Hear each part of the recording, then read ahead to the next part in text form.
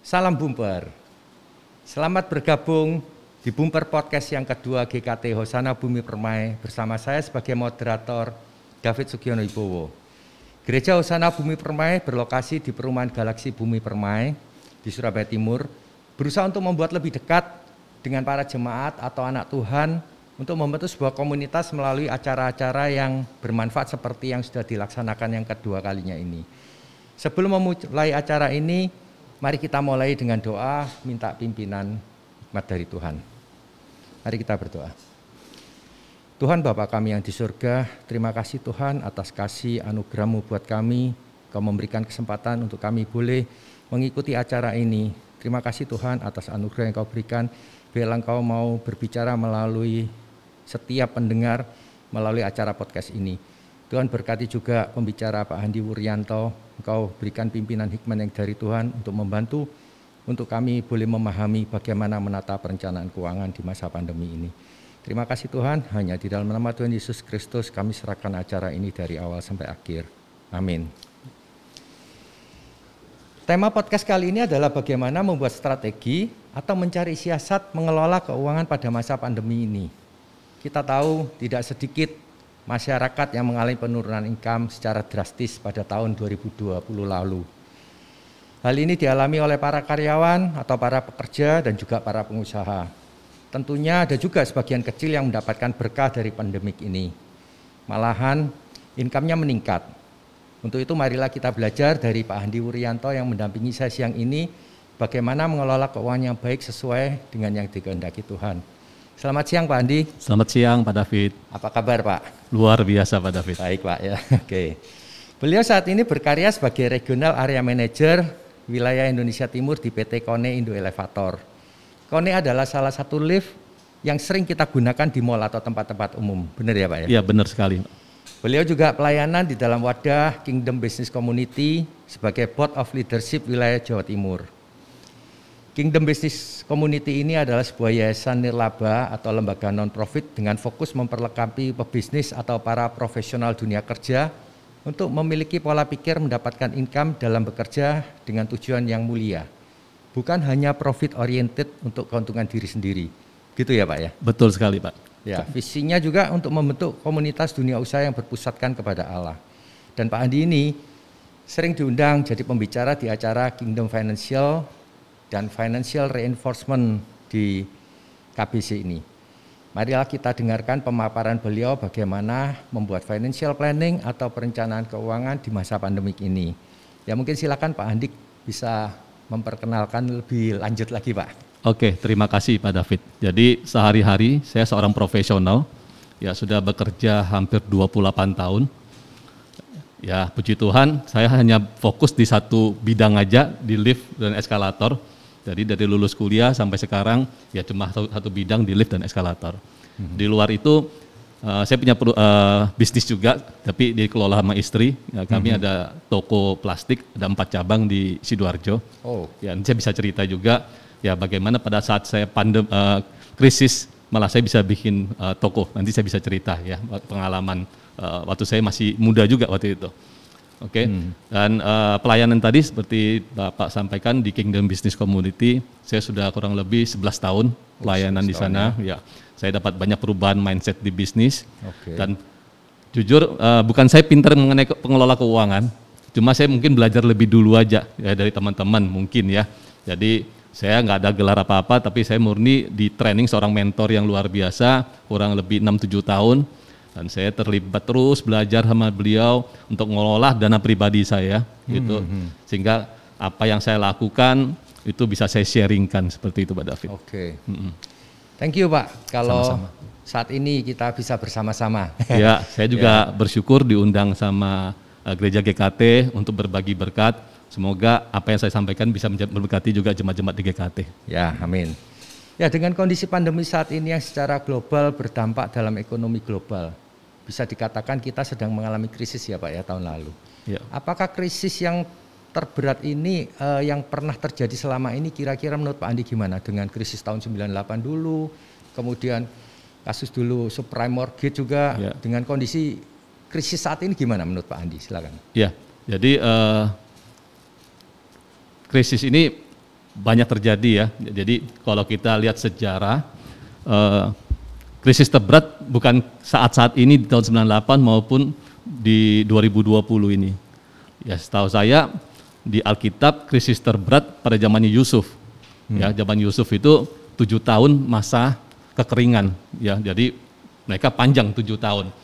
Nah, kita memang kalau kita lihat di slide saya, ya, di krisis ekonomi tahun 98 itu terjadi itu pada saat saya masih bekerja kurang lebih baru 5 tahun bekerja. Jadi saya lulus kuliah 93, tahun 98 saya sudah jadi kepala cabang di Surabaya, dan itu betul-betul pertama kali saya mengalami krisis dan sudah berkeluarga. Jadi saya menikah tahun 95, jadi sudah punya 1 anak, dan ini adalah tantangan terberat. Kenapa?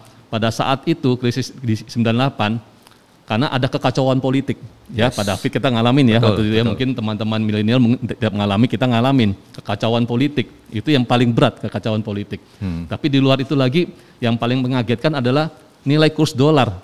Dari 2.000 sampai ke 14.000, 16.000. 15-16.000. Ya. Jadi meningkat 7 kali, 8 kali lipat. Jadi barang-barang import itu naiknya luar biasa.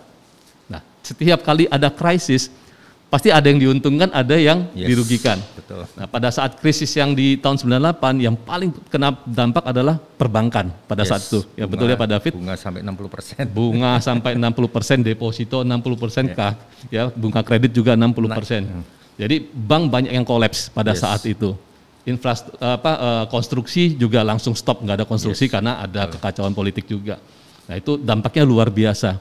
Buat seorang profesional, apa yang alami? Ya otomatis 98, 99, 2000 tidak ada kenaikan gaji sebagai seorang profesional. Bahkan banyak yang di pensiun dini, ya sama kayak saat-saat ini di PHK segala macam, karena memang bisnisnya lagi hancur sekali. Pada itu pertumbuhan ekonomi sampai minus 13% pada saat itu. Ya. Itu juga inflasinya juga tinggi, karena kedua juga kondisi keuangannya Indonesia ini cadangan devisanya masih rendah. Betul. Jadi nggak kuat, jadi secara ekonomi itu nggak kuat. Nah, yang terdampak adalah ada yang positif. Saya sharing ya, punya teman dia distributor sepeda motor Yamaha. Pada saat 1 bulan sebelum krisis, dia nyetok barang banyak, kayak mendadak. Naik harganya. Ya bayangkan kurs 2.000 jadi kurs 16.000, 7 kali lipat harga dia naik. Dia cerita sama saya, waktu itu dia bangun hotel, Pak kok bisa mendadak kamu bikin hotel segini besarnya? Iya Di, stok saya segini banyaknya sepeda motor. Tahu-tahu harga saya secara kekayaan saya naik. Jadi akhirnya dia bisa beli tanah, bangun hotel segala macam. Jadi ada positif buat orang tertentu. Ya, yang kedua yang menyimpan US dollar. Ya, papa saya salah satunya. Ya, papa saya tipenya orang lama, dia nabung US dollar. Dia pada saat krisis malah positif buat dia. Kekayaannya naik 7 kali lipat langsung. Pada saat itu semua dolarnya dicairkan. Ya, puji Tuhan bisa belikan rumah buat anaknya 3. Oh, dapat berkah malah anaknya. Dapat berkat. Adik saya, adik perempuan, saya pribadi sudah lunas semua akhirnya pada saat krisis itu. Karena papa saya menyimpan US dollar pada saat itu. Ya, itu kondisi tahun 98. Nah, kondisi yang saat ini berbeda. Ya. Pada tahun 98 kita masih bebas-bebas keluar. Walaupun ada kekacauan, ada apa, kita masih bisa ke mall segala macam, makan bebas. Beda sekali. Pandemi Covid kali ini berbeda sekali. Ya. Secara kurs dolar ya stabil-stabil aja sebetulnya. Ya, sempat 15.000 tapi bertahan di 14.000. Jadi nggak ada dampak secara US dollar. Cadangan devisa Indonesia bagus sekali, cukup kuat. Ya, cukup kuat. Terus pertumbuhan ekonominya ya memang ada minus tapi nggak sampai separah zaman yang 98. Tapi memang ada lagi yang jadi korban pada saat pandemi ini. Yang jadi korban apa? Pasti perhotelan. Ya, hotel-hotel banyak tutup. Industri di wisata, pariwisata pasti tour and travel, ya, rumah makan, transportasi segala macam itu berdampak luar biasa. Jadi ada perbedaan memangnya. Itu Pak David. Kondisinya seperti itu. Yang saya lihat memang di setiap krisis pasti ada memakan bisnis tertentu. Tapi ada juga bisnis yang positif. Di pandemi ini yang kuat apa? Ya otomatis farmasi, rumah sakit. Ya jadi proyek-proyek saya saat ini banyak rumah sakit semua. Rumah sakit semua lagi bangun semua. Ya. Di mana-mana sampai di pelosok-pelosok di Sulawesi, di mana-mana proyek saya yang sekarang saya tangani adalah rumah sakit. Berhubungan dengan medis. Medis semua, yaitu mereka yang positif. Ya. Yang berdampak ya banyak gitu kan. Ya industri manufaktur terutama pakaian. Kayak teman saya ada yang pakaian betul-betul 0 tahun lalu. Ya, yang hubungan sama wedding segala macam itu ya 0 semua juga. Teman saya ada yang sewa lighting segala macam 0 mereka. Ya, jadi ya memang di tiap krisis itu ada tertentu tergantung dilihat krisisnya. Pandemi kali ini panjang gitu kan. Betul. Tapi kita bersyukur politiknya oke. Ya secara kurs keuangan pun sama cadangan devisa pun masih bagus. Ya cuma tinggal mengatasi pandeminya ini aja. Ya, ada Itu, bilang ini seperti kayak perang ya, perang tanpa musuh nih, nggak kelihatan musuhnya gitu. Betul Pak David. Iya. Oke, krisis ini juga berdampak, kebanyakan berdampak besar bagi kondisi keuangan masyarakat ya. Iya. Dan banyak orang yang nggak siap Pak menghadapinya. Betul. Ya kira-kira menurut Bapak ada nggak siasat atau bagaimana strategi untuk kita bagaimana menyiasati?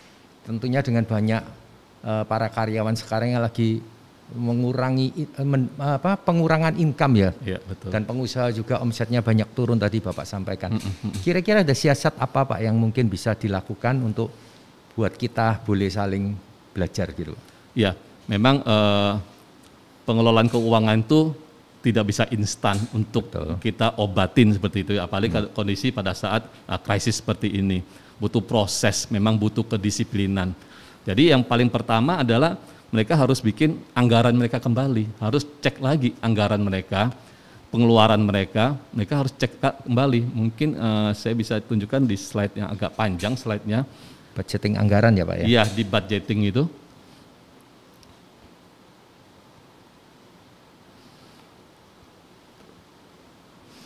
Ya, bagaimana kita kalau mendapatkan income supaya kita tidak segera menghabiskan. Karena kebiasaan dari kita kan begitu ya. Kita dapat 10, kita belanjain.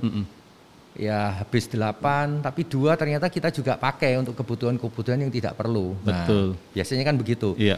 Tapi begitu kita dapat income turun jadi 5, kebutuhan kita 8, ada kekurangan ini. Nah, itu kan kira-kira gitu, Pak. Betul. Memang itu challenge kita, tantangan kita untuk bagaimana mengelola anggaran.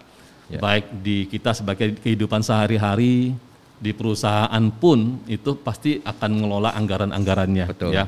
Jadi kalau saya cerita mengenai anggaran, pasti anggaran itu menyangkut pribadi, menyangkut perusahaan itu sama sebetulnya. Jadi kita sebagai pribadi apalagi kondisi krisis ini tetap harus buat anggaran. Saya sendiri setiap tahun selalu bikin anggaran terbaru. Karena apa? Karena berubah terus kebutuhan hidupnya. Ya, anak bertumbuh besar, kebutuhannya beda.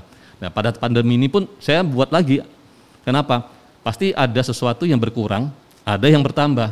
Betul. Nah, yang berkurang apa? Sejak tahun lalu, kalau saya boleh cerita, anggaran work from home, saya berkurang biaya bensin, tol, karena rumah saya di Sidoarjo gitu ya. Harus anak saya ke sekolah di Surabaya, otomatis tuh tol, bensin segala macam tuh gede banget pengeluarannya. Ada beberapa mobil gitu kan untuk ngangkut mereka. Nah, tapi ada positif juga, itu berkurang akhirnya.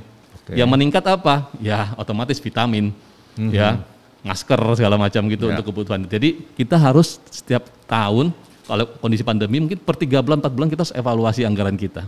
Yaitu kalau kita belajar kita perlu anggaran, yaitu kita harus tahu dari anggaran kita buat pendapatan sama pengeluaran gede mana? Balance enggak ya? Balance atau enggak? Yang benar adalah pendapatannya harus lebih besar dari pengeluaran. Kalau bisa lebih besar Pak, lebih besar. Harus jauh lebih besar. Apalagi kalau bisa dalam bentuk passive income ya Pak. Betul. Jadi harus lebih besar. Bagaimana kalau nggak cukup gitu kan? Nah nanti kita bahas nanti Pak ya. Nah, tapi perlu anggaran, kita buat anggaran detail gitu ya. Terus yang diprioritaskan apa? Kebutuhannya dulu. Kebutuhan pokok. Kebutuhan hidup itu yang diprioritaskan dulu. Cost of living ya. Ya betul. Nah, terus kalau tadi Bapak bilang, kalau nggak cukup bagaimana gitu ya. Nah sekali lagi, kita bisa pilah-pilah mana yang bisa kita kurangin, mana yang bisa kita tambahkan. Jadi kalau memang ada yang bisa dikurangin, kita kurangin.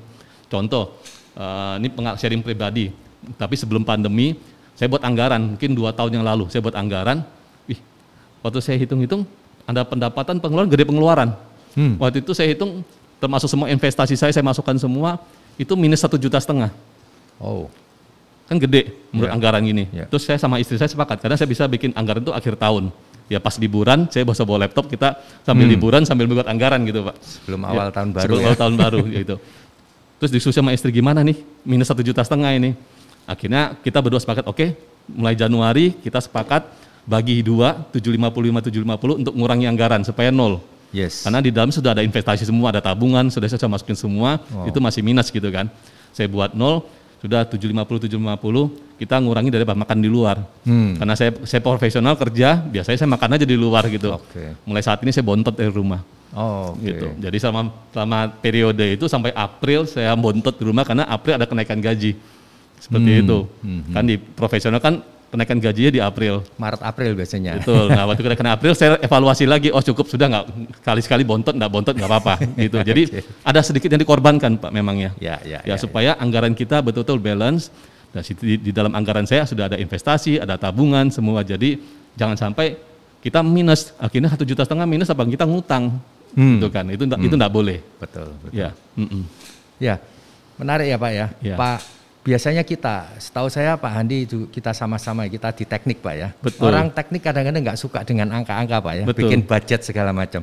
Ini sesuatu yang menarik. Pak Handi bisa menata budgeting untuk anggaran finance. Jadi apa itu? Planning your budgeting. Tetapi ada jauh yang lebih penting lagi bagaimana kita merealisasikan budgeting tadi Pak ya. Betul. Nah itu yang lebih penting Pak ya. Ya. Kita cuma buat budget aja tapi nggak kita realisasikan. Nah itu yang lebih penting. Ya. Ada lagi ini Pak, isu ya di luar. Ada sandwich generation ya. Mungkin Pak Andi juga Ya. tahu. Ada satu kondisi bahwa kita sebagai anak muda, biasanya usia 50, 60, 30, 40 tahun lah kira-kira. Kita masih tetap harus membiayai anak kita, anak masih balita. Kita tentu membiayai mereka. Kebutuhan kita, kewajiban kita sebagai orang tua ya. Tapi di satu sisi kita masih punya orang tua yang kondisinya sudah mulai kesehatannya kurang membaik. Ya. Tapi di satu sisi mereka juga mungkin sudah nggak berpenghasilan. Kita sebagai anak mesti ya sama orang tua. Ya. Nah ini ada isu seperti itu. Kita di posisi sandwich generation.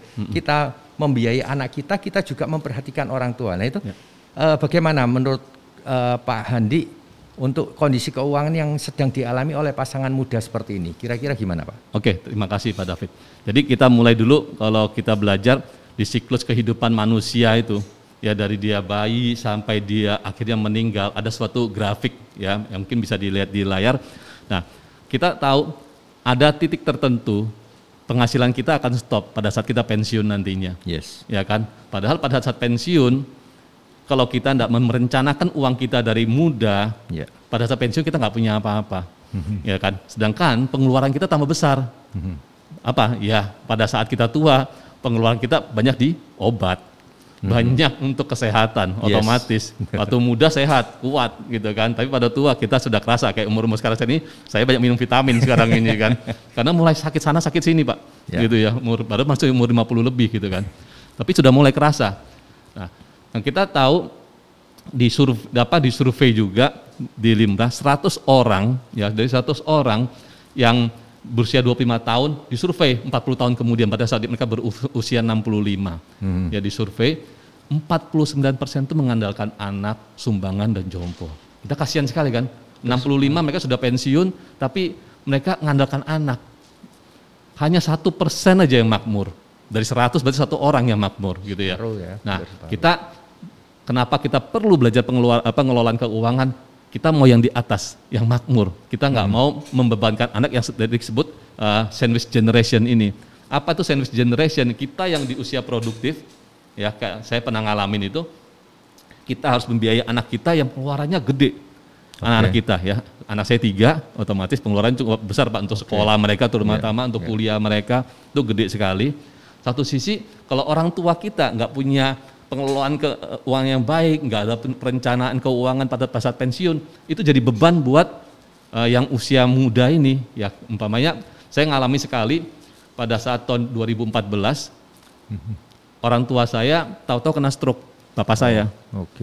Dan waktu itu belum ada BPJS, Juga belum di cover asuransi. Waktu saya nggak pernah belikan asuransi, nggak kepikir juga belikan asuransi. Ya karena belajar baru 6-7 tahun Pak.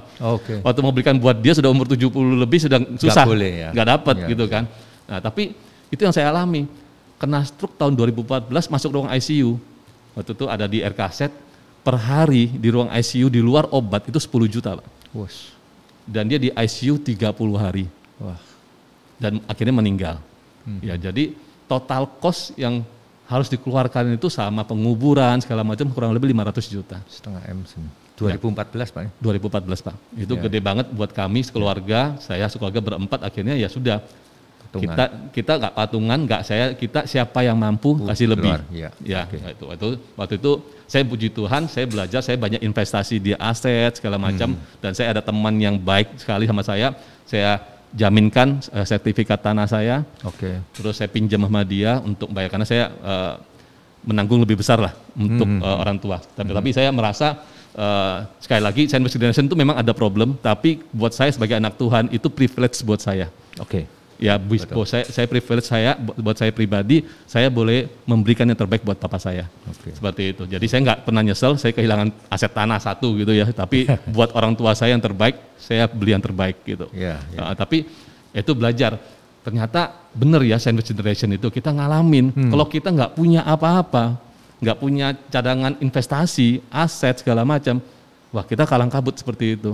Akhirnya setelah dia sembuh 1 bulan kemudian, puji Tuhan tanah itu laku dan saya kembalikan ke teman saya. Seperti itu.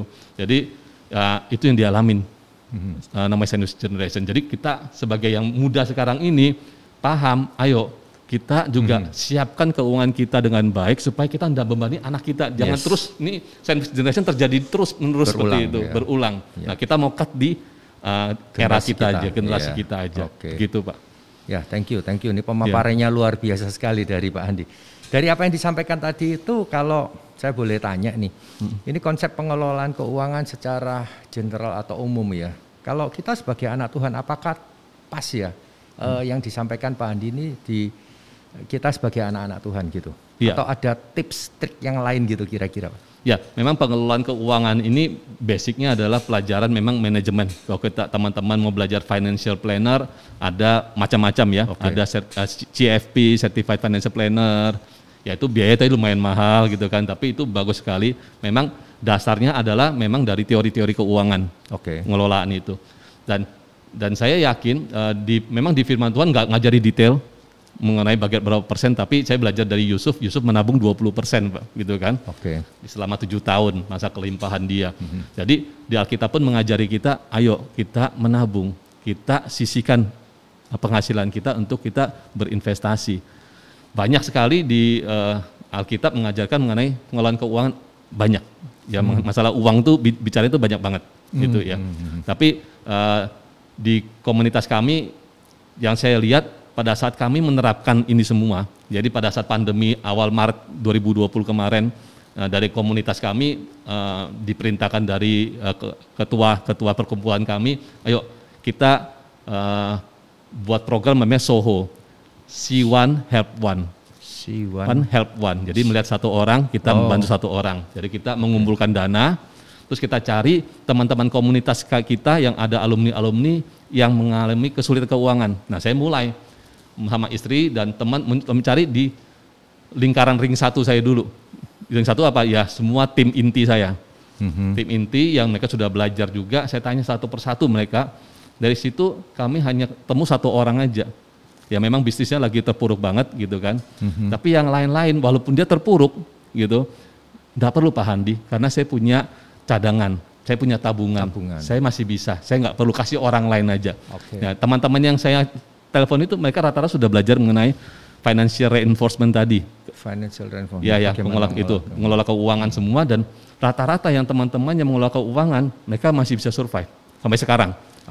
Itu ada yang bisnisnya yang baju segala macam, dia bikin baju, label-label baju, betul-betul tahun lalu dia 0 sampai nggak ada penghasilan, tapi tetap anaknya bisa sekolah di luar negeri. Waktu itu dia sudah budgetin anak sekolah di Australia. Anaknya bilang, Pak apa saya pulang aja? Enggak. Posting buat kamu sudah ada, sudah dianggarkan sama orang tuanya, uangnya sudah dicadangkan, jadi tetap bisa sekolah, walaupun bisnis dia lagi 0. Selama 1 tahun ini. Karena dia sudah menerapkan financial planning tadi, Pak. Ya? Iya. Jadi buat anak-anak Tuhan, kalau kita bijaksana mengelola keuangan kita, saya yakin pada saat pandemi apapun, krisis apapun, kita bisa melewati semua itu. Oke. Berarti hal seperti ini bisa juga kita terapkan ya, Pak, untuk kita mengantisipasi apa yang akan terjadi nanti. Karena resiko yang di depan, resiko kehidupan begitu besar sekali ya. Betul, Pak. Seperti kayak saya juga nggak pernah menduga bahwa Desember kemarin kena COVID, Pak. Kalau nggak punya prepare asuransi juga mungkin mobil satu saya melayang, ya, Pak. Betul, Pak. Ya. Setuju sekali. Kira-kira begitu ya. Ya, jadi memang kita harus ya kalau di pelajaran keuangan ada lagi namanya kita memindahkan resiko, mengalihkan resiko ya. Jadi yang resiko yang kita tidak bisa kita tahu ada faktor internal kita, ada resiko yang kita tidak bisa tanganin, sebaik dialihkan resikonya. Mengalihkan resiko. Seperti kesehatan, kita proteksi dengan asuransi minimal BPJS. BPJS, ya. Betul. Kalau nggak ada budget BPJS, kalau ada bisa di asuransi kesehatan swasta seperti itu. Betul. Ya. Ya. Menarik sekali. Mungkin ini supaya lebih aplikatif lagi ya kepada para pendengar, mungkin bisa menyiapkan alat tulis atau kertas ya. Mungkin bisa disampaikan aplikasi yang mungkin langsung realistis. Jadi seperti tadi disampaikan oleh Pak Handi tadi, bagaimana kita mengatur budgeting ya. Jujur saya orang teknik ya, jadi saya kurang well prepare lah untuk hal demikian. Tapi memang sebenarnya betul sekali, income saya kira-kira sekian dengan hasil investasi apa yang kita punya. Kemudian kita pengeluarannya gimana? Kan tinggal kita mau tekan pengeluaran atau naikkan income kan begitu. Betul. Nah, mungkin ada aplikasi yang mungkin lebih clear gitu Pak Andi, mungkin ada bentuk form seperti apa supaya kita tahu bagaimana kondisi kita saat ini. Apakah saya ini sekarang kondisinya di zero income balance dengan pengeluaran atau masih minus? Pengeluaran saya ternyata lebih besar daripada income, besar pasak daripada tiang, atau kita sudah surplus. Ada yang kita bisa saving. Ya kalau kita bisa saving gimana aplikasinya atau apa sebaiknya saran dari Pak Andi? Itu mungkin bisa pendengar ini bisa langsung aplikatif gitu loh Pak. Kalau ada form-form ya bisa ditampilkan. Jadi kalau kita belajar masalah pengaturan uang, kita bicara bukan masalah jumlah uangnya. Yes. Tapi cara ngaturnya yang penting. Betul. Itu penting sekali. Dan jangan sampai berapapun gaji kita habiskan. Ya. Seperti itu. Nah, jadi kalau kita belajar tujuan keuangan, visi di dalam keluarga kita harus punya visi, Pak. Yes. Ya, visi ke depan tuh maunya apa? Kenapa kita sering minus di anggaran kita? Karena kita nggak punya rencana, nggak punya visi. Ke depan tuh maunya apa? Jadi yang ada saat ini saya habis-habisin. Tapi kalau kita punya rencana, let's say seperti 5 tahun lagi kayak saya plan 5 tahun lagi saya akan menikahkan anak saya yang kedua gitu kan. Nah kalau sudah merencanakan, berarti saya harus menyiapkan mulai sekarang. Yes. Berapa sih yang saya perlu siapkan seperti itu. Dengan awareness seperti itu, otomatis kita bisa ngatur keuangan kita dengan baik. Ya, contohnya di sini. Ya, jadi kalau kita bilang financial balancing yang benar adalah pengeluaran pendapatan itu sama dengan pengeluaran ditambah tabungan kita. Tabungan berapa sih yang bertabung? Minimal 10%. Minimal gitu kan. Kalau bisa lebih, puji Tuhan. Ya minimal. Tambah investasi, tambah proteksi. Itu adalah bagian dari financial yang baik. Tapi banyak yang terjadi adalah pendapatan ditambah hutang dulu untuk memenuhi itu semua. Nah, itu yang masalah, Pak. Ya. Jadi masalah. Jadi hutang tuh gara-gara apa? Ya, kebanyakan gara-gara kita bilang itu merasa lifestyle, gaya hidup. Ternyata benar, saya search di Google, fenomena boros sekarang ini anak-anak milenial khususnya, karena carinya apa? Yang terbaik. Saya banyak konseling anak-anak muda juga di sisi keuangan ini. Mereka terbiasa dengan barang branded. Saya kok enggak pakai celana yang branded, gak nyaman. Dia bilang seperti itu. Ya, dan celananya belinya 1 juta, 1,5 juta gitu. Dia bilang kalau pakai yang murah, robek dia bilang gitu. Ya, tapi nggak apa-apa kalau memang penghasilan dia buat di anggaran penghasilannya dia masih oke, pendapatannya lebih besar dari pengeluaran is oke. Tapi kalau sudah kurang nggak cukup, ya kita harus berani keluar dari zona nyaman kita. Kita berani motong semua itu semua. Ya, saya cerita juga teknisi saya gajinya pada saat itu UMR. Tapi kalau dia bertugas keluar pulau, dia dapat tambahan uang, ada tunjangan daerah, uang saku segala macam, dan cukup besar waktu itu di Manado. Dia di situ dapat lumayan besar. Pulang-pulang setelah 3 bulan nggak salah masang lift di sana, pulang ke kantor pamer sama saya. Bos, ini sepatu saya Reebok asli, dia bilang gitu. Terus dia tunjuk celananya lagi, Levi's, Ori, dia bilang gitu. Waktu itu saya digituin, saya tanya sama dia, so what? Kamu tetap teknisi, saya bilang sama dia. Tiap hari tanganmu hitam, coba tanganmu hitam semua. Iya, memang tangannya dia oli semua kan hitam gitu ya. Baik kukunya hitam-hitam. Orang tetap bilang juga apa? Barangmu barang palsu. Saya gituin dia waktu itu. Kamu lihat saya bilang sama dia. Saya kepala cabang waktu itu. Menurut kamu celana jeans saya apa? Oh ya pasti asli ya bos. Enggak, ini Carrefour, saya bilang gitu. 75.000. Saya bilang sama dia. Ini sepatu Pantofel. Ini ada merek? Enggak ada merek. Ini cuma 150.000, saya bilang. Oke. Tapi saya bilang saya punya investasi. Oke. Saya punya aset yang saya beli lagi, properti macam-macam, saya bilang sama dia seperti itu. Akhirnya saya ubah mindsetnya dia dan coba kamu. Karena rumahnya waktu itu di Kepanjen, Malang, belajar beliau sawah. Sawahmu sewakan, jadi produktif, menghasilkan. Setahun kemudian dia balik ke saya, bos thank you, saya sudah punya 2 sawah sekarang, dia bilang, dan sudah disewakan sama dia. Itu loh. Ya, dia keluar dari gaya lifestyle-nya dia. Karena waktu itu zaman kita situ handphone makin kecil makin canggih ya, betul ya. Nokia zaman dulu kan. Sedangkan saya pakai Nokia pisang yang gede. Saya di kerjanya sama dia juga, bos. Nih handphone baru, dia bilang gitu. Punya sampean, dia bilang, kalau dilemparkan ke anjing mati, dia bilang gitu. Karena Nokia komunikator gede itu yang besar itu. 7500 itu paling murah sudah pada saat itu kan ya. Tapi ya sudah, saya ajari dia mengenai lifestyle, akhirnya dia bisa punya passive income dari dia punya sawah. Nah, balik lagi mengenai anggaran tadi, untuk Excel-nya, kalau teman-teman mau akan saya nanti sharekan ke gereja, mereka bisa isi, karena mungkin nggak bisa ditampilkan di slide, tapi teman-teman bisa isi sendiri. Itu ada semua anggaran semua kebutuhan hidup kita, masukkan semua di sana. Ya, masukkan aja. Dan banyak dari kesaksian teman-teman yang ikuti program keuangan itu waktu ngisi, ternyata kok gede ya pengeluaran saya, dia bilang gitu. Karena apa? Kadang-kadang kita lupa yang pengeluaran tahunan seperti PBB, rumah, STNK mobil, itu nggak kepikir. Yang kepikir sekarang ini aja yang bulanan pakai. Padahal yang tahunan itu ada. Nah, yang tahunan itu harus dimasukkan. Kita bagi 12. Nah, itu dimasukkan semua. Waktu itu dimasukkan semua biaya-biaya tahunan itu, baru kaget kelihatan minus. Dan kadang-kadang anak Tuhan selalu bilang apa? Wah, berarti mujizat ya, saya bisa hidup sampai saat ini. Hati-hati, itu stigma. Saya bilang hati-hati, itu karena kamu nggak merencanakan. Nah, kita sama-sama teknik, saya juga sama-sama bapak teknik. Buat saya belajar financial ini menarik. Waktu saya belajar, saya ikut seminarnya, saya bilang saya harus bisa, saya harus nguasain. Ini penting banget. Dan saya harus ajarkan ke banyak orang, ke anak-anak muda. Termasuk anak saya pribadi, mereka sudah ngisi semua dan mereka sudah paham semua. Saya ajarin semua seperti itu. Karena apa? Ini penting banget. Dan kita nggak pernah dapat di usia sekolah. Gitu. Betul. Gitu. Penting sekali. Ya. Jadi anggaran itu perlu betul-betul dikelola dengan baik. Ya.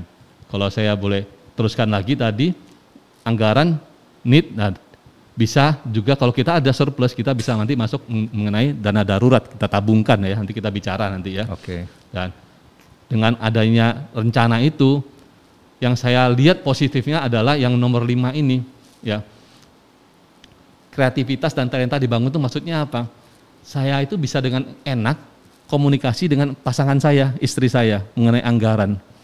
Pada saat kita berdua buat, biasanya paling susah adalah berkomunikasi mengenai uang dengan istri. Apalagi perencanaan anggaran, seperti itu. Dan saya banyak temuin, biasanya waktu buat anggaran suami istri cekcok biasanya. Ya, tapi nggak apa-apa, cekcok supaya akhirnya cocok gitu kan. Nah itu, tapi itu membuat kita akhirnya hubungan relation terbangun, lebih dekat, kita tahu problem keluarga kita dan sama-sama berupaya bangun keuangan yang baik buat keluarga untuk masa depan seperti itu. Jadi penting sekali teman-teman yang mendengar di sini, buatlah anggaran ya. Nanti boleh saya akan share Excel-nya untuk teman-teman belajar isi nantinya ya. Ya mungkin kalau aplikasi dalam bentuk workshop mungkin butuh waktu yang lebih panjang ya Pak ya. Betul. Nggak akan cukup dengan podcast yang hanya 1 jam ini ya. Iya, karena sebetulnya pelajaran ini pelajaran 4 bulan. Pelajaran 4 bulan ya. Ya, biasa di training kami seminar itu 4 bulan. Sekaligus ongoing proses ya. Iya, mereka berjalan. Jadi ikut seminar dapat PR. Seminar PR. PR-nya apa ya? Ngisi semua itu. Ngisi. Karena sebetulnya kalau mau di check up itu semuanya. Betul. Mulai dari anggarannya sampai dia punya investasi segala macam tuh sampai ke arah warisan akhirnya juga. Jadi itu kurang lebih pelajaran 4 bulan. Ya, jadi 1,5 jam ini nggak bisa menampung semua, tapi nggak apa-apa, kita belajar pelan-pelan. Ya, next step mungkin kita bisa belajar lebih lagi Pak David. Mungkin ini sebagai point of view aja ya. Iya, betul. Ya itu tadi yang Pak Handi sampaikan adalah financial check up dulu. Ya. Setelah financial check up, tahu kondisinya saat ini, terus kemudian bagaimana kita membuat budgeting untuk keluarga. Betul. Terus kemudian bagaimana merealisasikan budgeting tadi ya. Iya, betul. Dan ujung-ujungnya akan sampailah untuk tujuan kita bisa memuliakan nama Tuhan. Jadi mungkin tambah untuk realisasinya, kalau memang sudah direncanakan, silakan direalisasikan. Jadi jangan saya kok ditahan-tahan anggarannya, enggak. Tapi kalau memang itu sudah waktunya keluar dan itu kebutuhan yang harus dikeluarkan, silakan. Yeah. Ya. Dan kita bisa lihat di slide saya ini di tips ngatur prioritas keuangan.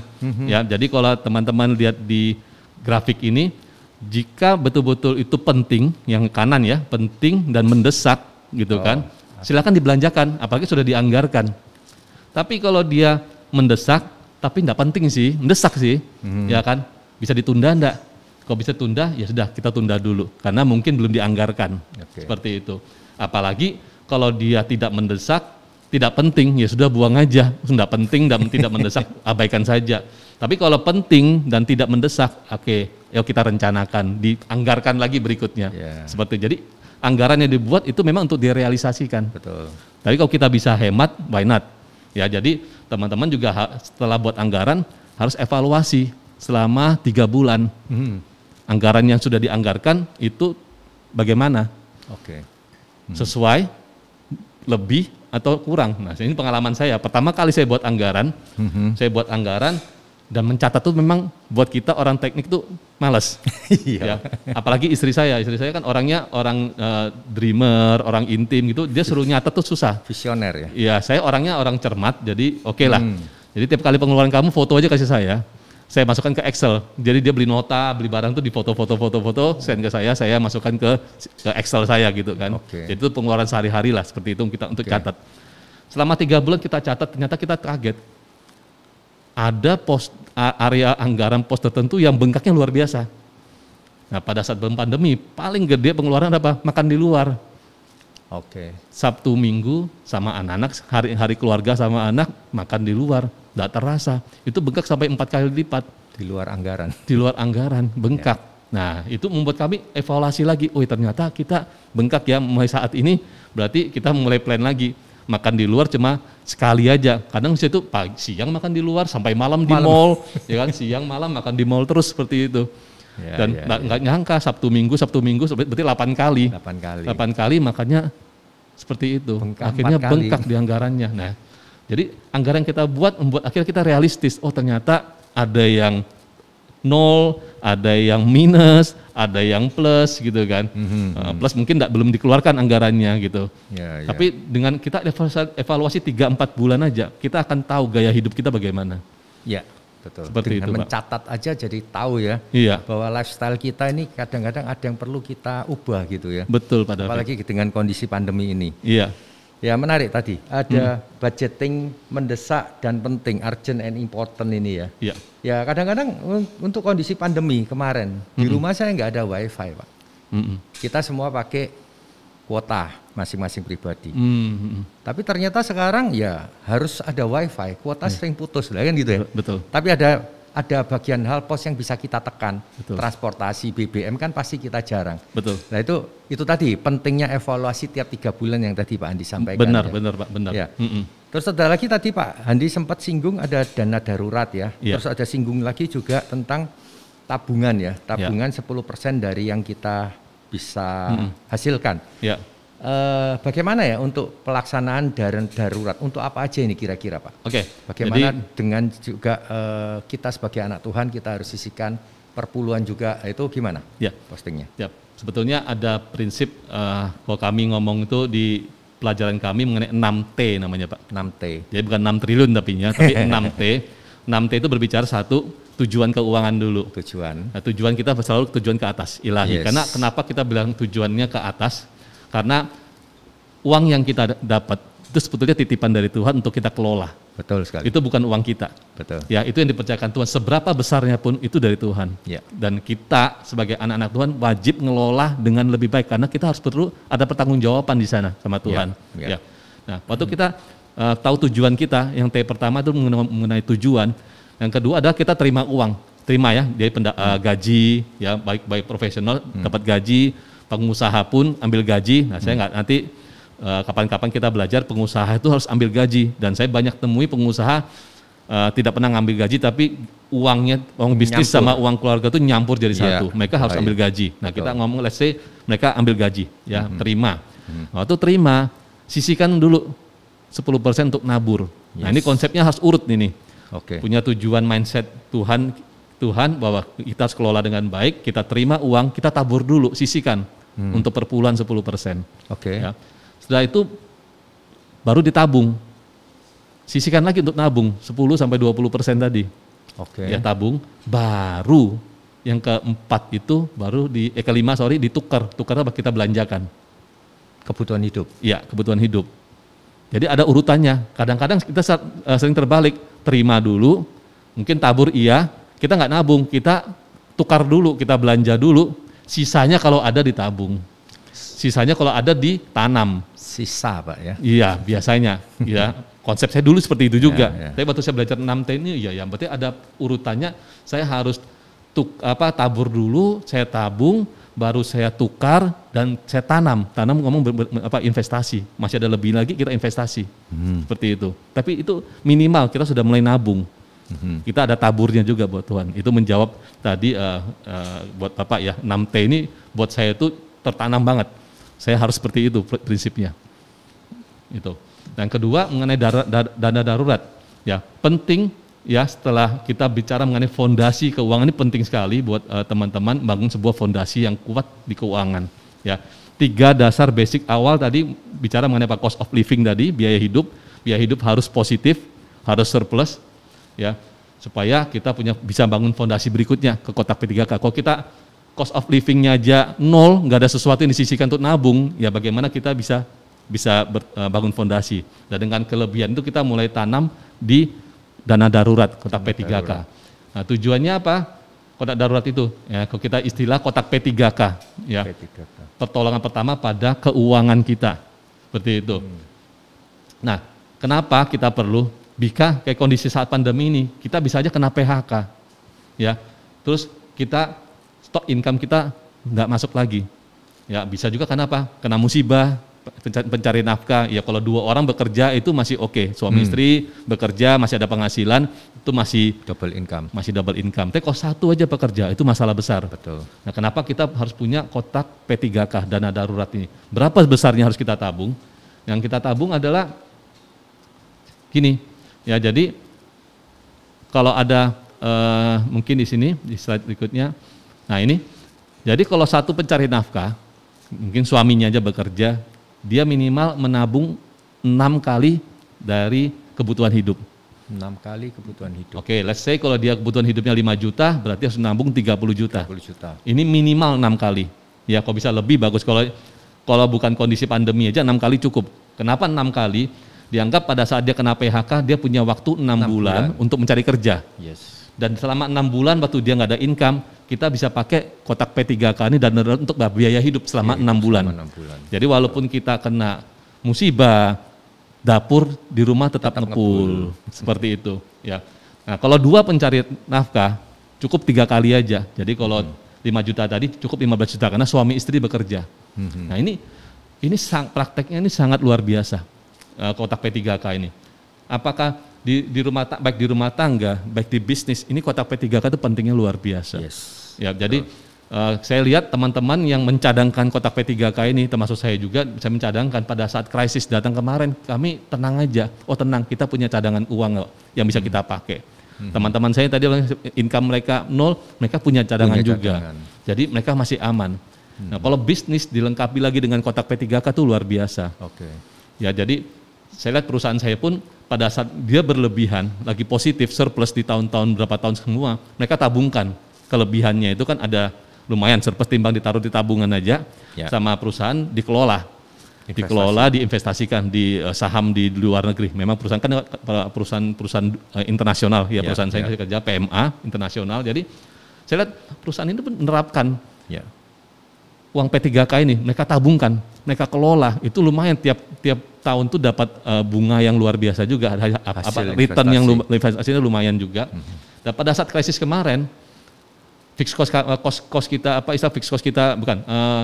cash flow kita turun, karena income-nya turun, cash flow kita turun, cadangan ini keluar untuk membiayai. Jadi di bulan kurang lebih kita kena krisis bulan Maret, di Agustus, September, uang itu akhirnya dicairkan kotak P3K itu untuk biayai kelangsungan sampai sekarang. Perusahaannya. Ya puji Tuhan, akhirnya perusahaan kami tidak pernah motong gaji karyawan. Memang kita ada yang kita pensiun dini kan, ya. Nah, pensiun dini pun mereka mencadangkan, jadi nggak ngecanggang cash flow. Jadi saya lihat kalau kita semua merencanakan baik, misalnya perusahaan itu bisa running well. Saya lihat kenapa perusahaan-perusahaan luar negeri gitu ya, kayak perusahaan internasional, perusahaan saya sudah 110 tahun, ya mereka kuat karena mereka mencadangkan semua itu. Ya ini kalau kita di pribadi, kotak P3K ini. Ya, jadi kalau ada badai apapun, ya kan, kita nggak masalah. Apa misalnya, ya handphone yang tidak pernah kita anggarkan, tahu-tahu rusak. Kita harus beli handphone 5 juta. Keluarkan di kotak P3K kan nggak apa-apa, karena kan ini kebutuhan sekarang ini handphone ini. Tapi setelah berkurang, ditabung lagi, penuhin lagi syaratnya 6 kali atau 3 kali tadi itu. Gitu Pak. Ya ini penting sekali. Ini adalah fondasi paling awal. Kalau kita nggak punya ini aja berat. Perusahaan-perusahaan yang nggak punya kotak P3K ya bangkrut. Kalau perusahaan saya nggak punya kemarin, pasti pemotongan gaji pasti terjadi. PHK massal juga pasti terjadi. Itu. Jadi kalau begitu kita menabung, tujuannya untuk sebagai dana darurat ya Pak ya? Ya. Dan kalau menurut angka yang Pak Andi sampaikan tadi, untuk sebagai seorang pencari nafkah, kalau di dalam keluarga itu hanya 1 orang, sebaiknya 6 kali dari kebutuhan hidup. Ya. Kalau suami istri bekerja bisa 3 kali kebutuhan hidup sebagai dana darurat dalam bentuk tabungan aja Pak ya? Ya betul. Kita sama-sama tahu Pak, bahwa kalau kita taruh tabungan, bunga tabungan itu sudah kalah dengan inflasi kan Pak? Betul, ya? Betul ya? Betul. Nah, kalau misalnya ternyata kita bisa menabung lebih daripada itu, berarti sebaiknya tidak dalam bentuk tabungan ya Pak? Betul. Kita investasikan, atau kalau kelebihan itu bisa kita pakai untuk apa Pak? Tadi di dalam pilar keuangan ada 3 pilar tadi saya lihat, mungkin belum disampaikan ya. Jadi kalau saya balik lagi di pilar tadi,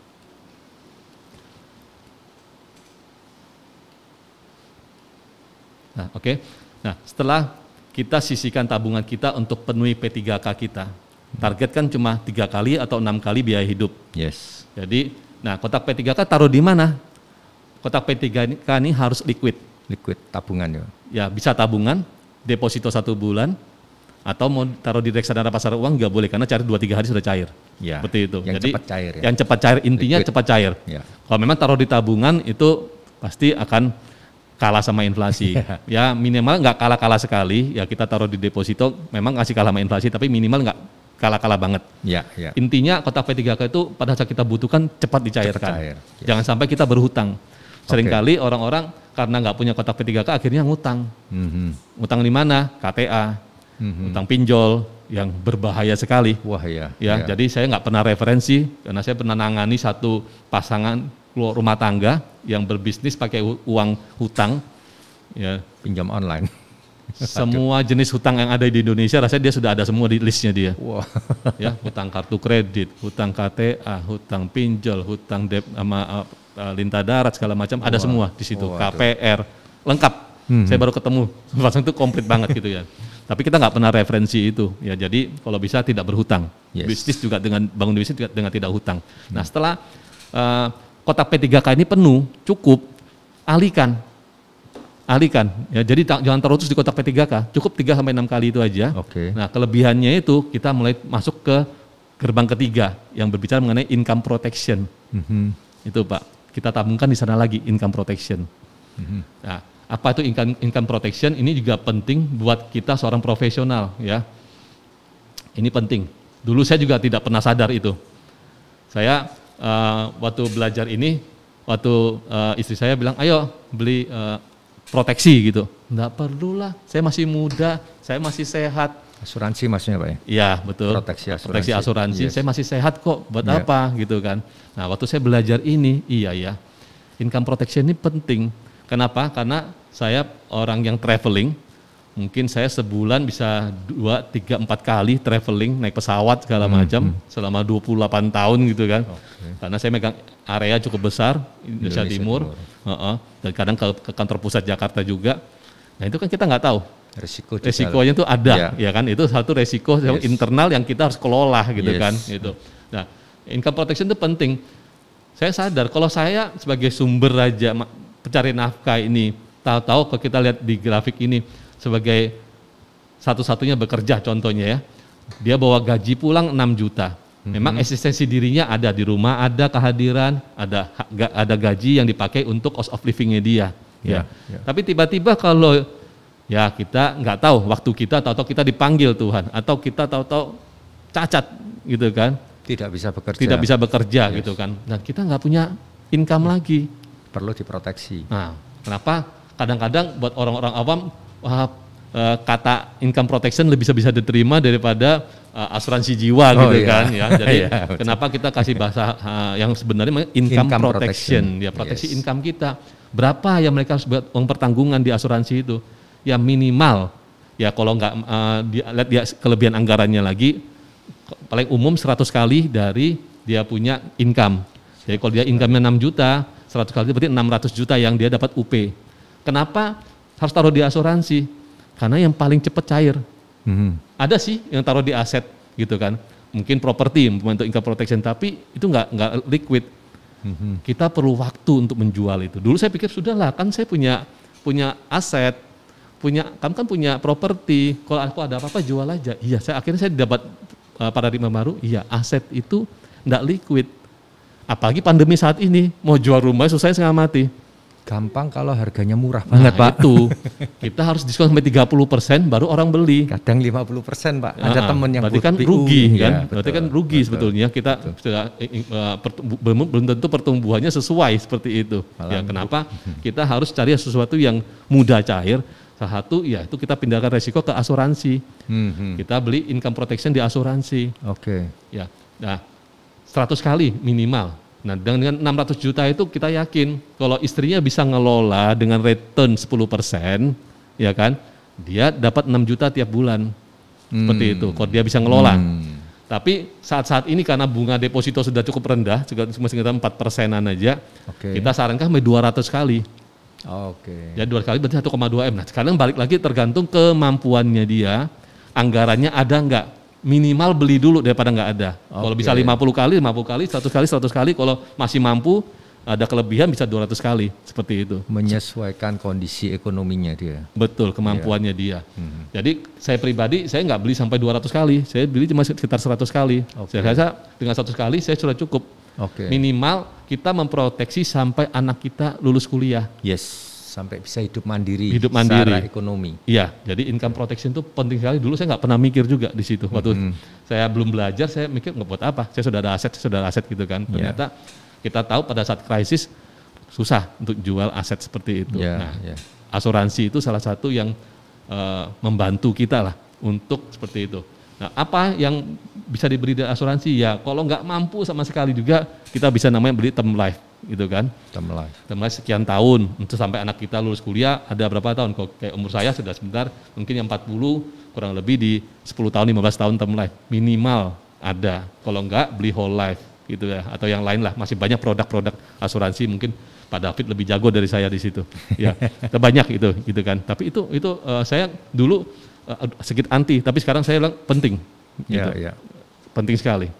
Berbagai macam produk sebenarnya itu premi akan ngikuti dengan manfaat yang akan dia terima, betul, kan? Betul. Paling enggak dia sadar, aware terhadap bahwa perlunya income ini diproteksi. Ya. Jadi ini fondasi 3 ini pentingnya luar biasa, karena itulah yang akan memperkuat fondasi keuangan kita. Yes. Ya, kalau kita ada resiko, itu tetap aman. P3K ada, income protection ada, itu istilahnya kehidupan rumah tangga kita masih berjalan walaupun kita tidak hadir di situ. Seperti itu, Pak. Ya. Ini pertanyaan yang menarik, Pak. Ini kalau idealnya begitu kan, kita punya income itu bisa memenuhi ketiga fondasi pilar keuangan keluarga kita. Jadi ada cost of living kita bisa penuhi, kotak P3K dalam bentuk dana darurat kita bisa penuhi, masih ada lagi saving lagi, kita bisa ada income protection, masih ada lagi lebih buat investasi kan gitu, Betul. Pak. Ya, kondisi saat ini di tahun lalu itu kan banyak para pendengar juga di sini yang merasakan bahwa banyak income yang diterima sebelumnya itu malah turun. Sehingga untuk memenuhi ini bahkan untuk cost of living aja dia masih struggle. Nah, ini kira-kira ada tips enggak untuk mereka seperti itu, Pak? Ya, memang saya paham untuk bangun fondasi keuangan ini butuh waktu, Pak. Ya, nggak ada ngomong instan 1 bulan 2 bulan jadi. Betul. Ini proses bertahun-tahun. Ya, kenapa ini awareness juga buat teman-teman yang mungkin saat ini masih positif, masih oke semua keuangannya, mulailah diatur, dikelola dengan benar. Tapi yang sudah terdampak bagaimana? Ya, kalau dia sampai di level cost of livingnya aja sudah nggak mampu gitu kan? Apa boro-boro mau nabung di P3K untuk cost living aja nggak cukup. Ya, mau nggak mau dia harus tambah income, mau nggak mau. Ya, jadi cek anggarannya lagi. Ada yang bisa dikurangi atau enggak, terus kurangnya berapa? Ya, jadi saya ada satu kasus yang saya tangani, tapi itu ya memang istilahnya waktunya Tuhan buat orang ini. Jadi dia teman kuliah saya juga, kalau saya ngomong namanya mungkin Pak David tahu, satu angkatan sama saya juga, Elektoral 87, ya ada problem keuangan. Dia tahu-tahu minus dia punya pendapatan terhadap pengeluaran tuh gedean pengeluarannya dia. Jadi dia minus besar pasak daripada tiang. Waktu datang dan mereka anak-anak Tuhan juga. Yang dulunya adem ayem rumah tangganya harmonis, sekarang mulai goyang.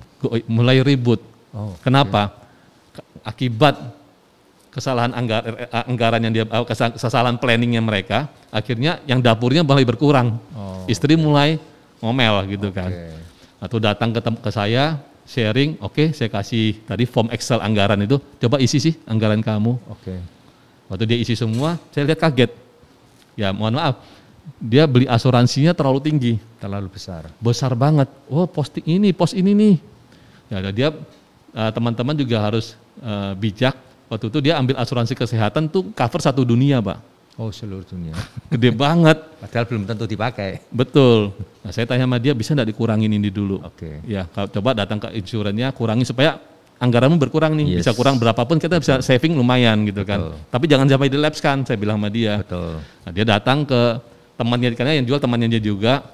Ya, puji Tuhan, temannya bilang, oke deh, dia kelola gitu, turunkan. Terus temannya juga bantu, sudah, karena ngerti kondisinya dia lagi stuck banget, dia minus gitu. Untuk berapa bulan ini saya bantu bayarin dulu, temannya bayarin. Ya, jadi dibantu temannya dia. Sambil nanti kamu sudah ada duit, kamu kembalikan ke saya, dia bilang gitu. Nah, terus itu saya berkurang, kita lihat anggarannya dia lagi. Apalagi tetap masih sudah balance, tapi kamu berarti ada hutang dong sama orang lain. Ya, bagaimana kamu improve pekerjaan kamu lagi? Nah, saya masuk mentor ke bisnisnya dia. Nah, dia seorang teknisi gitu kan. Jadi teknisi. Ya itu favornya Tuhan, dia juga berdoa, yaitu memang mujizat Tuhan buat keluarga dia. Tahu-tahu dia dapat proyek yang besar, beberapa proyek dan bayar di depan. Belum selesai sudah dibayar sama orangnya. Dia bilang sama Handi, ini luar biasa nih, saya dapat gini. Ya, dia 4 bulan selesai semua, dia punya case dan beres.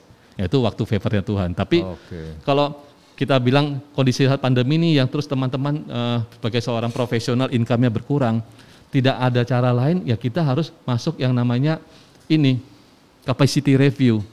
Ya, kita harus cari pendapatan lain, capacity kita harus di-review lagi nih. Walaupun kita tahu, kita punya tanggung jawab, kita sebagai profesional bekerja, ya mungkin nih ya istrinya tidak bekerja, kita ambil case istrinya tidak bekerja, suaminya bekerja, terus income-nya terpotong separuh lah gitu ya, 50%. Nah dia harus mulai bangun, yang namanya dia harus cari, kalau di kami ajaran namanya LED. Like, experience, sama dreamnya dia. Ini minimal ya. Apa yang dia suka, yang dia bisa, yang hobi, yang bisa jadi uang. Seperti itu Pak. Ya, dia mulai pahami minatnya dia. Seperti itu. Jadi harus temukan. Umpamanya saya nggak ketemu like saya sama sekali, saya nggak punya hobi, nggak punya apa. Oke, experience-nya ada enggak? Punya pengalaman apa yang bisa menghasilkan sesuatu? Ya, karena itu juga salah satu tips untuk cari pengalamannya mungkin. Ya, kedua, ketiga mungkin dari mimpi dia. Waktu dulu mungkin pernah punya mimpi enggak? Setelah jadi profesional, mungkin mau jadi pengusaha, pernah punya mimpi-mimpi enggak? Digali. Jadi ini perlu digali LED ini. Ya, dan memang untuk menemukannya gampang. Itu kedua. Nah, kedua bisa juga dengan cara ini. Cari komunitas, cari teman baik. Ini penting, find it dari teman. I know, you know maksudnya apa? Saya tahu saya punya experience sesuatu, teman juga tahu. Ya, jadi I know, you know grafik itu ya sudah, itu semua sudah tahu, disclose saja sudah tahu semua. Tapi kita cari yang I don't know, you know, itu penting. Jadi saya nggak tahu saya punya potensi, tapi orang lain bisa melihat potensi kita. Orang dari sudut pandang luar yang melihat kita, terutama teman-teman baik kita. Nah, itu pentingnya punya komunitas, punya teman baik. Nah, teman baik bisa kasih sarankan, kamu kan punya potensi ini, bisa kamu kerjakan, seperti itu. Nah, itu yang kita gali potensial itu. Komunitas Pak ya? Iya, penting sekali Pak. Nah, tapi kalau yang I don't know, teman kita juga nggak tahu, ya sudah, itu treasure, itu harta yang kita harus gali. Teman kita juga nggak tahu, kita juga nggak tahu kan. Itu berdoa minta Tuhan hikmat seperti itu. Ya, tapi kalau saya tahu, orang lain nggak tahu, itu rahasia. Tapi yang kita cari adalah yang potensial. Ya, potensial orang lain tahu kamu loh punya experience ini, punya seperti ini, kenapa nggak dipakai seperti gitu. Ya, kita harus gali, kita harus tambah. Jadi kalau sudah saat ini cost of livingnya sudah kurang, ya mau tidak mau kita harus kerja ekstra. Nah, ini saya ambil quote yang cukup bagus ya. Ini menarik. Saya mau cerita sedikit yang di sini. Ya, if someone offers you an amazing opportunity, ya, seorang menawarkan suatu oportunitas yang amazing, luar biasa ya, and you are not sure you can do it, say yes, dia bilang gitu. Then learn. Nah, ini how to do it later. Jadi penting sekali kalau ada opportunity. Kadang-kadang banyak anak-anak yang nyerah duluan. Saya nggak bisa di situ, saya nggak ahli di bidang itu. Ya, nggak mau belajar. Padahal hidup itu ngomong belajar. Kalau saya selalu punya quote, hidup itu never ending learning. Never ending learning. Jadi belajar terus. Saya pun sudah sebagai seorang regional, tiap tahun masih di training terus. Training, belajar, dan saya di komunitas belajar, di perusahaan belajar, ya karena memang tidak berhenti. Nah, saya mau share, pada saat usia muda, pada krisis 98 itu Pak, 98, krisis, gaji nggak naik, bonus nggak ada gitu kan, hidup betul-betul pada saat itu pendapatan sama pengeluaran nol, saya betul-betul nol, nggak ada tabungan sama sekali, karena nggak cukup pada saat itu, tahun 98 gitu kan. Nah, tahu ada opportunity datang. Saya waktu itu jual lift ke sebuah hotel gitu ya, sebuah hotel. Terus teman saya pemborong listrik di sana, instalasi listrik hotel. Hotelnya bukan hotel yang bintang, bukan hotel biasa gitu ya, tapi 4 lantai. Nah, terus teman saya ngajak join, bisa enggak kamu jadi konsultan saya untuk apa? Perencanaan instalasi listrik satu hotel. Termasuk panel-panelnya. Desain ME-nya. Desain ME-nya, mechanical electrical. Tapi di electricalnya bukan mechanical, electricalnya gitu. Electricalnya. Apakah saya punya pengalaman? Saya nggak punya. Karena saya lulusan elektronika, Pak. Nggak tahu Pak David lulusan apa? Sama kan? Elektronika kan? Satu fakultas kan? Kita kan mainnya komponen. Bukan instalasi listrik. Power ya? Iya. Nah, saya lihat opportunity, ini ada opportunity. Di mana pada saat itu juga saya lagi punya, istri saya lagi hamil anak kedua. Seperti itu. Oke, saya ambil opportunity itu, walaupun sebetulnya saya kurang ahli, saya ngerti, ya pasang stop kontak, lampu, ngerti lah gitu ya Pak. Tapi hitung secara keseluruhan saya nggak ngerti. Tapi habis itu saya belajar. Pentingnya sebuah komunitas lagi, pertemanan. Ya kalau kita diajari di KBC ada 6 harta kita. 6 harta ya, kapan-kapan saya ngajarin, tapi salah satunya ada harta hubungan, harta pertemanan, harta sebuah komunitas. Saya langsung, waktu itu saya dapat, waktu itu saya sebagai project manager lagi menangani apartemen Geraha Family 4 tower itu di Geraha Family. Nah, saya datang ke konsultan ME-nya. ajarin saya dong bagaimana desain electrical hotel, saya bilang gitu. Ya apa gambarnya, kan gambarnya saya nggak bisa juga loh, gitu kan. Jadi saya diajarin, saya dibukakan gambar blueprintnya, electricalnya hotel kondominium, ini loh gini gambarnya.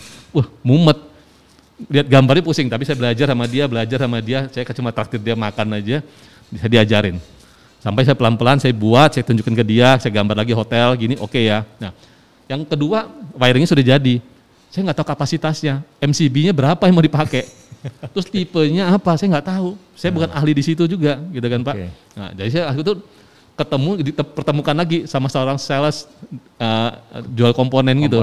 Ya, saya nggak sebut merek ya, dia sebut sales, saya tanya sama dia, kamu bantu saya enggak? Saya akan promosikan barang kamu ke ownernya. Kamu bantu saya untuk desain ininya. Nah, saya diajarin, ini pakai 10 ampere, yang tipe ini, KA sekian, pakai sekian, sampai ke panel utamanya.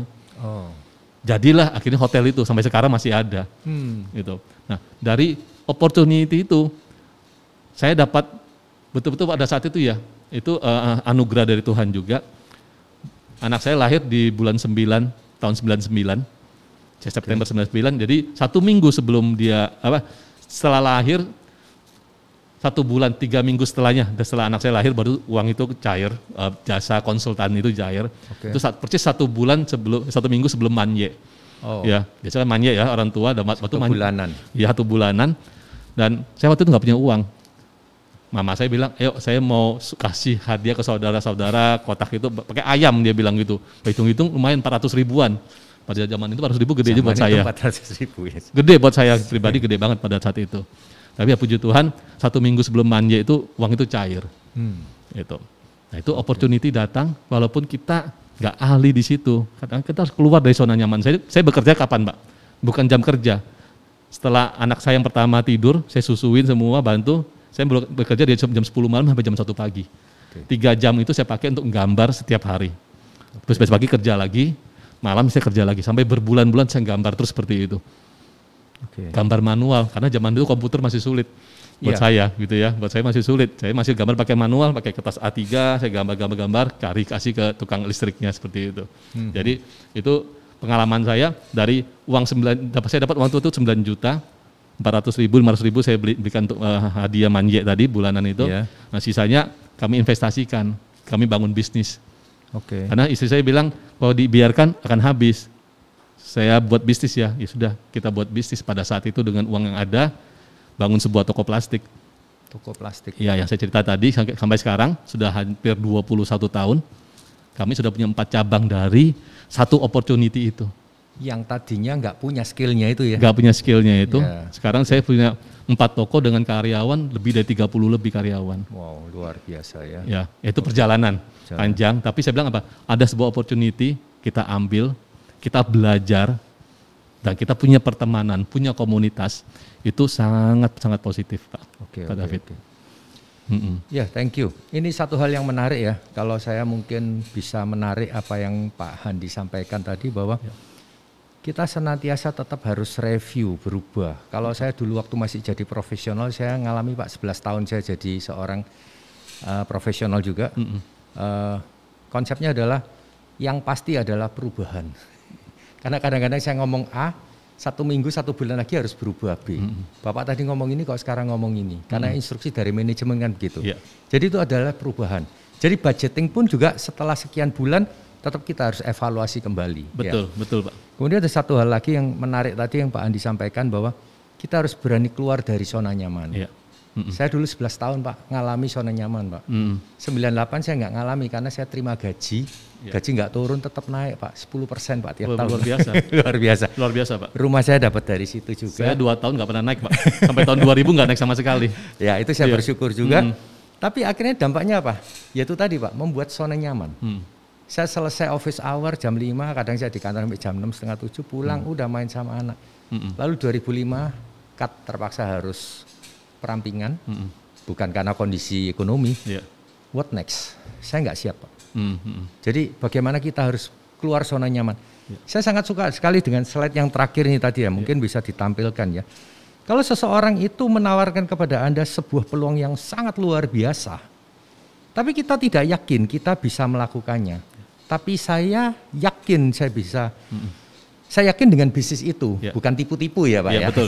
Ya, kan ada bisnis yang tipu-tipu ya. Betul. Janjikan sebulan 10%, 15%, tapi nggak pasti itu. Tapi kita yakinin bukan bisnis yang tipu-tipu gitu kan. Oke, nah saya bilang oke, yes saja dulu. Dan saya pengalaman seperti ini juga kita belajar setelah itu. Saya sangat sekali dengan ini, yaitu tadi Pak. Jadi kita harus realisasikan itu. Mungkin untuk terakhir Pak Handi ada tips juga untuk buat kita di dalam session ini kira-kira apa yang perlu buat kita yang aplikatif gitu untuk kita para pendengar di dalam kondisi pandemi ini, kira-kira apa ya yang harus kita prepare? Tadi udah sekilas mungkin dalam bentuk resume begitu Pak Handi. Oke, saya resume. Jadi teman-teman pendengar, ada 8 tips yang saya sampaikan pada saat pandemi saat ini, bagaimana kita ngelola keuangan. Pertama, seperti yang sudah kita ceritakan, kalau yang sudah punya anggaran, buat ulang anggaran. Tapi yang belum punya anggaran, belajar buat anggaran sekarang saat ini juga. Catat semua pengeluaran selama 3-4 bulan dan evaluasi. Dilihat, bila evaluasi terus kalau positif atau negatif, nah kalau positif, bisa lanjut ke kotak P3K, bisa lanjut ke income protection. Kalau negatif bagaimana? Ya sudah, evaluasi lagi sumber penghasilan saat ini. Kalau kurang, cari sumber penghasilan lain. Bagaimana dengan bisnis? Ya ini kalau profesional, ya dia mulai mikir pakai LED tadi. Bagaimana dengan bisnis yang sudah jalan? Ya kan, decrease. Dia ambil gaji kurang. Nah, ini pengalaman juga. Istri saya punya satu di luar toko juga ada home industry. Home industry bikin tas-tas untuk seminar yang ada dari bahan non-woven itu. Ya, untuk seminar, untuk Natalan segala macam. Nah pada saat pandemi, zero. Nggak ada acara, orang nggak ada ulang tahun, nggak ada pernikahan, nggak ada seminar, nggak segala macam, itu zero. Akhirnya mana mau kita berapa? Ya kita jadi leader yang betul-betul adaptif. Ya ini saya lagi belajar di perusahaan saya ngajarin mengenai adaptive leadership. Jadi kemampuan beradaptasi. Seorang pemimpin yang mampu beradaptasi dengan segala kondisi. Ya, itu memang stressful. Tapi saya lihat istri saya bisa menjalani itu. Akhirnya dia shifting kemana? Ke masker. Yang waktu lagi tren, dia punya tim penjahit dan kebetulan masker kain kita buatkan gitu kan. Dia juga bisa bahan kain, non woven segala macam dia produksi. Minimal dia bisa gaji karyawannya. Ada omset, ada revenue order, lagi, ada order, ada revenue. Jadi dia shifting. Apapun demi karyawan, supaya karyawan, intinya kami adalah karyawan tidak kesulitan, mereka tetap dapat gaji. Kami tidak potong gaji, puji Tuhan, selama setahun lagi kami tidak potong gaji. Masih bisa kasih THR buat mereka juga, walaupun kadang-kadang THR cuma separuh, kita cicil lagi di Desember separuh gitu. Tapi mereka puas, mereka nggak ada potongan gaji, kita bisa survive. Shifting mau nggak mau, perusahaan kita juga harus adaptasi seperti itu. Memang kondisi seperti itu, di mana ada peluang ya kita jalankan. Waktu itu juga kita masuk ke online juga. Ya waktu selama ini offline terus. Anak saya lulus kuliah, kamu sudah sementara belum kerja, waktu pandemi jangan kerja dulu deh. Saya juga waktu itu masih khawatir kalau dia berkantor pulang bawa penyakit kan susah. Tapi anak saya nurut yang pertama, ya Pak saya bantu dia bangun bisnis online-nya. Ya dari plastik, dari tas segala macam. Ya puji Tuhan. Dari situ dia juga dapat penghasilan. Bahkan kemarin dia cerita dari hasil dia online itu dia punya kotak P3K sudah lebih dia bilang. Kalau dia kerja aja, waktu itu dia dapat pekerjaan kurang lebih gaji UMR gitu. Dia bilang, Pak saat ini saya dari online ini saya sudah berhasil menabung kurang lebih 100 juta dia bilang. Luar biasa. Start kerja dari online. Kita kasih dia bahannya, jual barang mama karena kita banyak offline toko kan, yang online-nya nggak ditangani sama dia.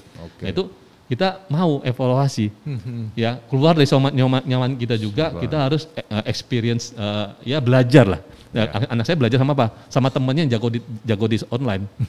Saya minta tolong di komunitas lagi. Nah, ada pentingnya komunitas ya. Mungkin gereja juga bisa bangun komunitas yang kuat.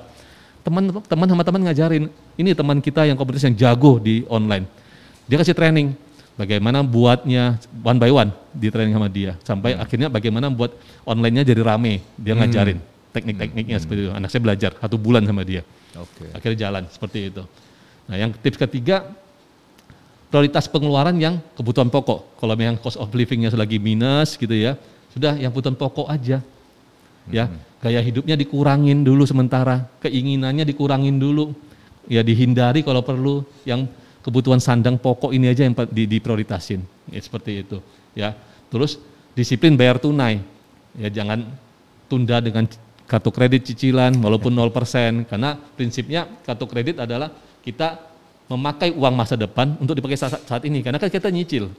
Jadi pakai uang masa depan untuk pakai saat ini, dan kita harus bayar setelah itu. Kalau kondisi kita positif nggak apa-apa, karena saya sendiri pakai untuk cari apa 0%-nya aja, ya kan. Nggak apa-apa kalau kita keuangan kita positif, kita pakai. Tapi kalau kita lagi minus, jangan pakai sekali-sekali.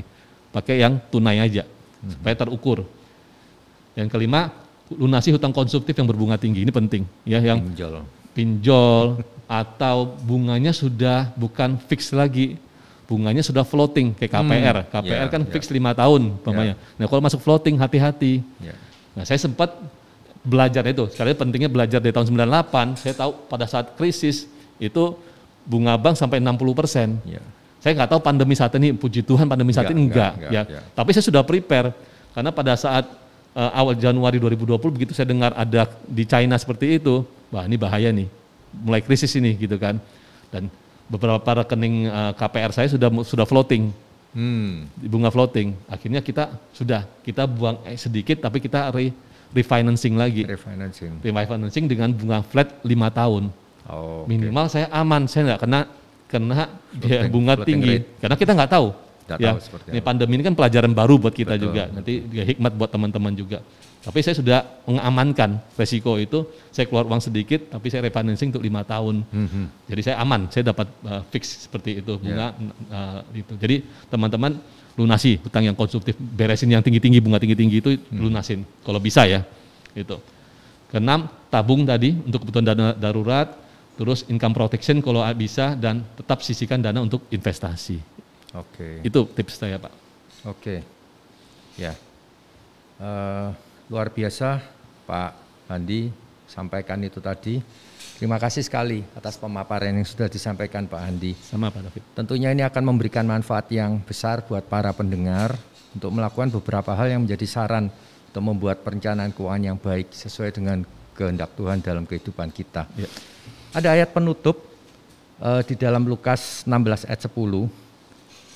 Saya bacakan, barang siapa setia dalam perkara-perkara kecil, ia juga setia dalam perkara-perkara besar. Dan barang siapa tidak benar dalam perkara-perkara kecil, ia tidak benar juga dalam perkara-perkara besar. Jadi memiliki harta berarti memiliki sebuah tanggung jawab ya Pak ya, betul. Ya?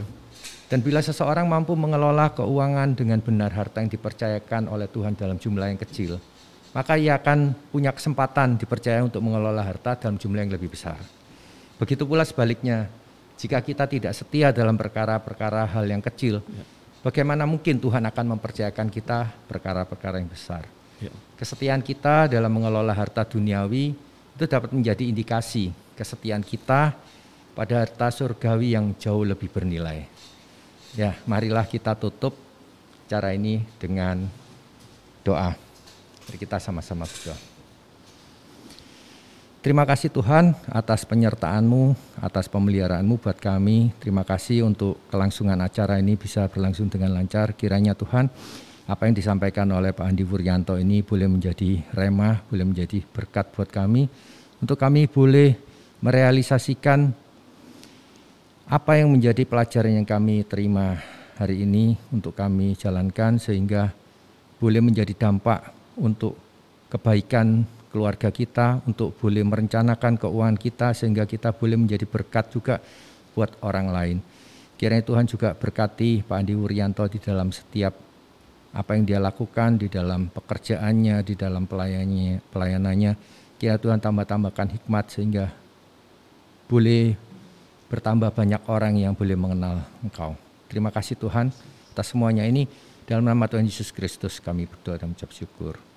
Amin. Amin. Terima kasih Pak Handi. Terima kasih Pak David.